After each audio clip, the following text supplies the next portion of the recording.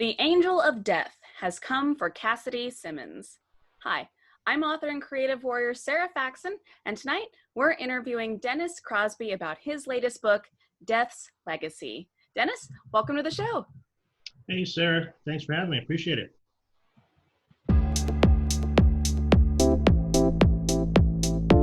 So, Dennis, we got to meet each other, I think mostly through Facebook, and through the Writers Cafe, the San Diego Writers Cafe, Yep. and the Horror Writers Association.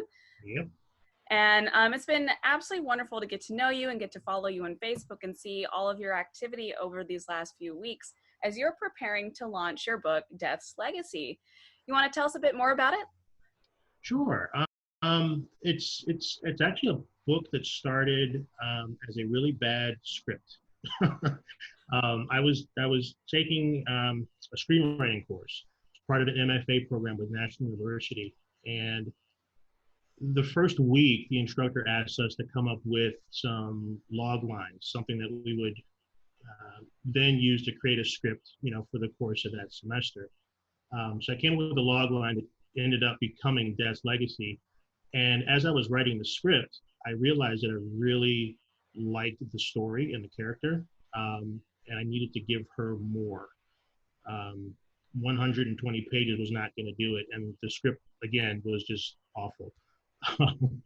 So I decided to make it my thesis, and I wanted to expand a little bit on everything about her, all the trauma that she experienced, her battles with fear, some battles with alcoholism, some battles with she's got addiction to Vicodin as well. But through all of that, she actually has these abilities that make her the perfect candidate, really, to battle evil. So the story is about her coming to terms with who she is, coming to terms with her role in the world, finding out more about herself, her background, and fighting this evil entity that's out to take over the world, essentially. It was a story, I think, that was kind of drawn from a lot of different things in my life, things that I've seen, things that I've read, but it really all came together, I think, well with this book. Yeah, the adventure that we go on with Cassidy and her arc that she goes through, or her character arc that she goes through, was really incredible. And even though, there's several things in her life that I couldn't identify with, there were certainly many more that I could. Sure. And, that was something that really brought me into the story. And you throw us right into the urban fantasy feel, which was really great to set the tone so you know what you're getting into. And at first it's like, holy cow, this is a lot at once. But I was also so glad that you did that, because then I knew where I was, who I was with, and what we were facing right off the bat. And that was really incredible. And something that I really wanted to talk to you a bit more about was, what were the inspirations behind some of the fantasy elements of this story? You touch a lot on mythology. Mm-hmm. Did you study any of that at all? I have been a fan of Greek mythology since I saw Clash of the Titans, the first one, with Harry Hamlin and Laurence Olivier. That summer that movie came out. Actually, it came out and then it came on cable one summer.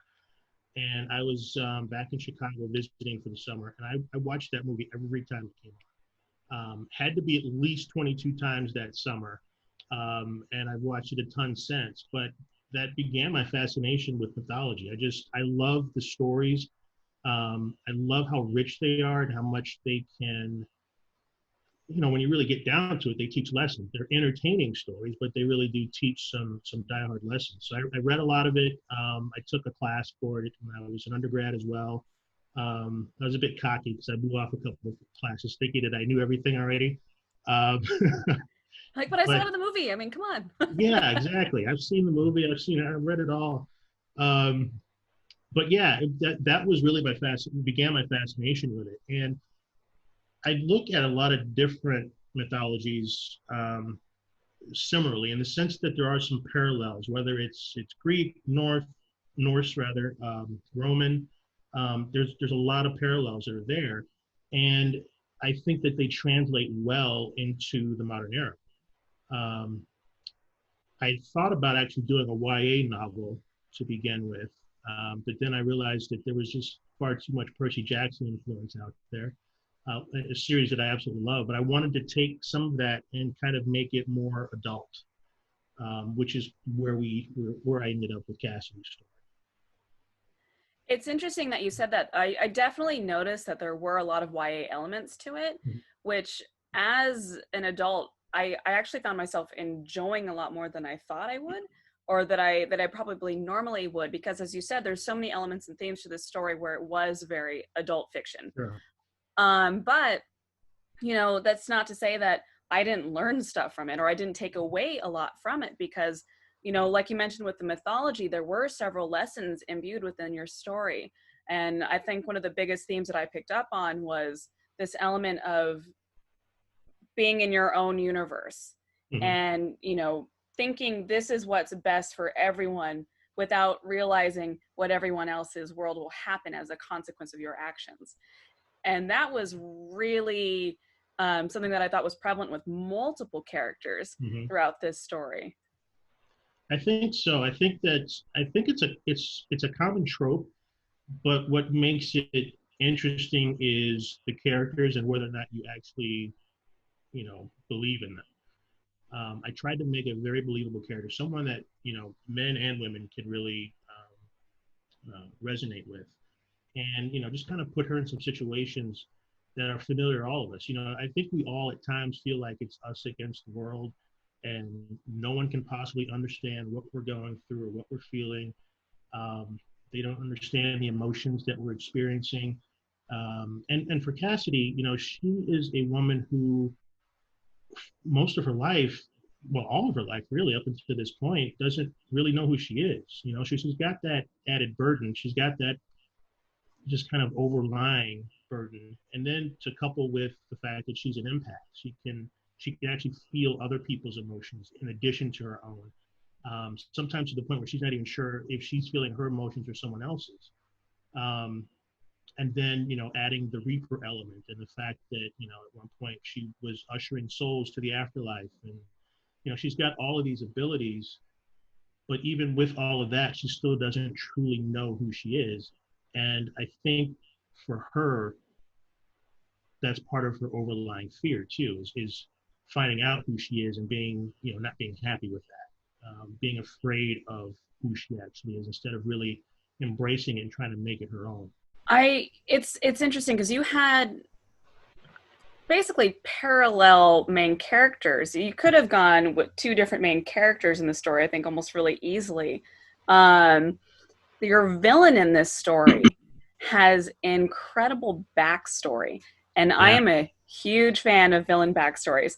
It's one of my favorite things because no one just wakes up and says, I might be evil today, and I'm going to ruin the world with my life choices.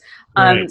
Something happens to bring them to where they are, to establish their choices. Mm-hmm. And I really enjoyed how you did that. That's something that we've seen with extremely popular films and books like Harry Potter or The Joker, where Right. we get a look into the villain side. Yeah. And, that just, I thought, made such a richer story. And it made much more sense going into this world. Oh, this is why this person's doing this. Trying not to Mm-hmm. do any spoilers, because this is a no spoiler zone. Right. And I really just enjoyed that. And viewers, prior to this interview, I was telling Dennis that I woke up this morning at about 3:00 and was having a hard time going back to sleep. And I was like, oh, what? I'll pick up that book and start reading Death's Legacy just to try to get myself back into sleep. And I was at about a third of the way to go. And I stayed up till about 6:30 in the morning because I had to finish this book. I could not put it down. I was downstairs by myself crying at a certain point. I was like, this is so sad and beautiful. And oh my gosh, Dennis, such a great read. And what an incredible adventure. And Thank please, you. please, please, is there going to be a sequel? So yes, there'll be a sequel of sorts. So I'm making I'm making a series. The next book won't actually feature her. It'll feature a different character, but there will be some recurring characters or returning characters from her book, her story, into the next one. Um, but it's all going to come together, after that. I think probably you'll see her again in book 3. Well, you'll see her at the end, the very end of the next book I'm writing. But you'll definitely see her again in book 3, and there'll be more adventures for her. There's a lot for her to do. So yeah, there's more for her to learn about herself and all the other madness that goes on with some of the Greek mythology that I'm adding into it. That's great. I mean, there were about 5 or 6 major things towards the end where I was like, wait, what is happening? This sounds like it's being set up for another one to come. So I'm very glad to hear that. Yeah.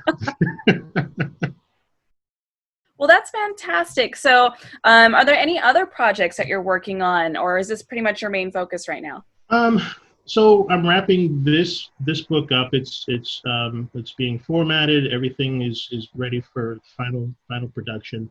I started book 2. Actually, book 2 is a story that I began years ago that I'm kind of repurposing. So a lot of it is being rewritten, and I started a good chunk of that probably 2 months ago. I found that I had an issue really getting into it because I was so uncertain with how Legacy was gonna go, how it was gonna be received, and I think I'm finally at a point where I'm getting past that piece, so that I can really dig into this next novel. So that I'm hoping to finish the first draft of that probably around the time that Legacy comes out. So it'll probably be done around November, and then I'll go through the rewrites and get that edited, and hopefully we'll see that book out next year. I'm trying on some short stories. I have an issue with short stories though because I tend to go long.